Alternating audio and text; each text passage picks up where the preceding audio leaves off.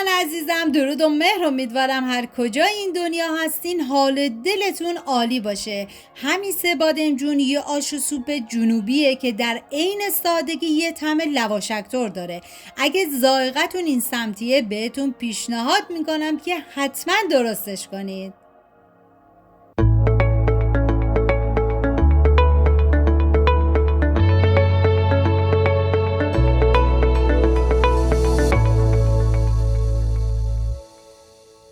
مواد لازم: بادمجان، باقالی خوشیا تازه، برنج نیمدانه، پیاز، نعنا خشک، پودر سیر، رب انار و نمک هستش.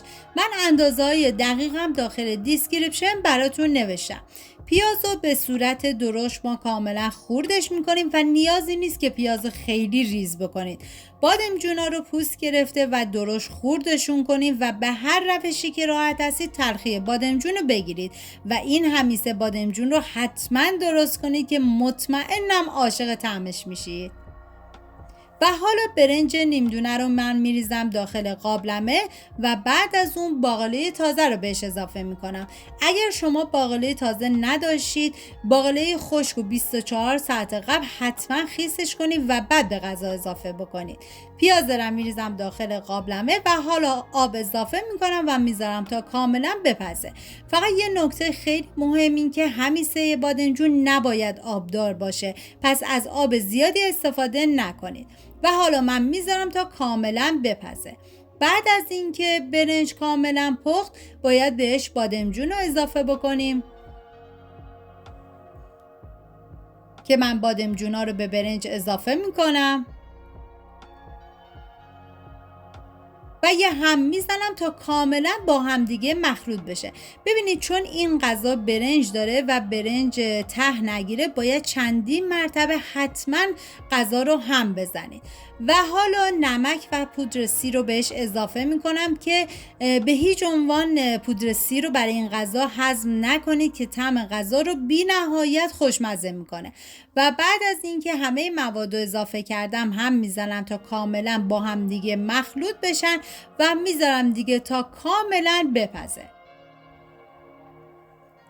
بعد از اینکه بادمجون پخت ما باید بهش رب انار اضافه کنیم. من اول یه هم میزنم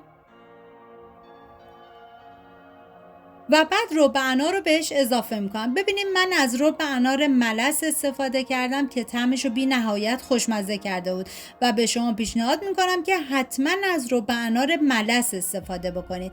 هم میزنم تا کاملا با هم دیگه مخلوط بشن.